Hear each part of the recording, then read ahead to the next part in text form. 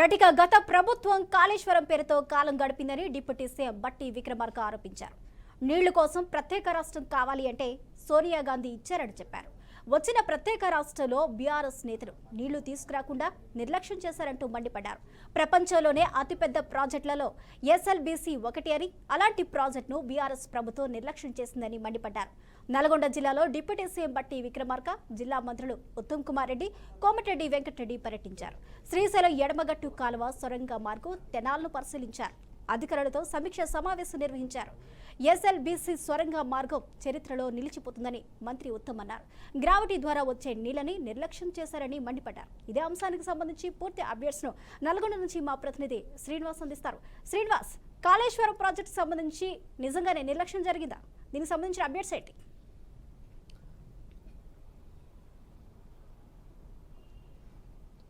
Good evening స్వప్న. తెలంగాణలోని ఒక్కసారిగాను తెలంగాణకు సంబంధించిన ప్రాజెక్టులలో గతంలోని ఇచ్చినటువంటి హామీలను నెరవేర్చడం కొరకు జరుగుతున్నటువంటి ప్రక్రియ అని చెప్తూ ఈరోజు నల్గొండ జిల్లాలోని ఎస్ఎల్బీసీ టర్నల్ వద్ద సంబంధించినటువంటి ఇరిగేషన్ ప్రాజెక్టుల మీద ఉప ముఖ్యమంత్రి బట్టి విక్రమార్క, రాష్ట్రానికి సంబంధించినటువంటి ఇరిగేషన్ శాఖ మంత్రి ఉత్తమ్ కుమార్ రెడ్డి, రాష్ట్ర సంబంధించిన రోడ్డు భవనాల శాఖ మంత్రి కోమటిరెడ్డి వెంకటరెడ్డి పూర్తి స్థాయిలోని జిల్లా అధికారులతో సమన్వయం చేస్తూ ఒక రివ్యూ కూడా ప్రారంభించడం జరిగింది.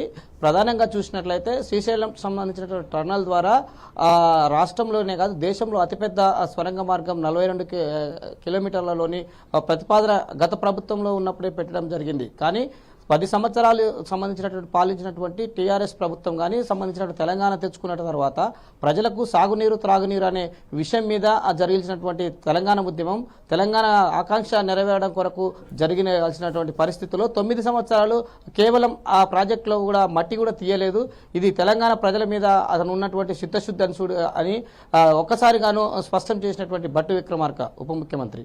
దీంతో పాటు జరిగినటువంటి ప్రాజెక్టు సంబంధించినటువంటి వివరాలను పూర్తిగాను అధికారులు కూడా రివ్యూ చేశారు. దీనికి సంబంధించిన ప్రాజెక్టు శ్రీశైలం సొరంగ మార్గం ద్వారా ఈ కెనాల్ సంబంధించి ఇంకా 9 కిలోమీటర్ల సంబంధించినటువంటి డిస్టెన్స్ మాత్రమే ఉంది. దీనికి సంబంధించిన ప్రాజెక్టు సంబంధించిన పర్మిషన్స్ సోషల్ ఫారెస్ట్ అయితే సంబంధించినటువంటి ఫారెస్ట్ లోని ఇంకా పర్మిషన్స్ ఉన్నాయి. దీనికి సంబంధించి వచ్చినట్లయితే గతంలోని ఇందిరమ్మ పాలన ద్వారా ప్రజలకు ఏ విధంగా మేలు జరిగిందో ఇప్పుడు అదే జరగబోతుంది. ప్రజలకు కూడా అదే చేరువవుతున్నామని స్పష్టంగా చెప్పడం జరిగింది. శ్రీశైలం సొరంగ మార్గమే కాకుండా జిల్లాలో ఉన్నటువంటి ప్రధానంగా చూసినట్లయితే నల్గొండ, వరంగల్, మహబూబ్ నగర్, ఖమ్మం సంబంధించినటువంటి ప్రధాన నీటి సమస్యతో కొట్టుమిట్టాడుతున్నటువంటి ఈ జిల్లాలకు ప్రధాన సంబంధించినటువంటి జల సంబంధించిన కృష్ణా సంబంధించిన రివర్ నుంచి శ్రీశైలం సంబంధించిన సొరంగ మార్గము ఎప్పటి నుంచో ప్రతిపాదన ఉందని దీన్ని నిర్లక్ష్యం చేసిన పాలకులకు ప్రజలు కూడా బుద్ధి చెప్పారు. ప్రజలు మాకు ఇచ్చినటువంటి ఈ అవకాశాన్ని ప్రజలకు సేవ చేయడానికి సొరంగ మార్గం ద్వారా శ్రీశైలం సంబంధించినటువంటి ప్రాజెక్టుని పూర్తి చేస్తామని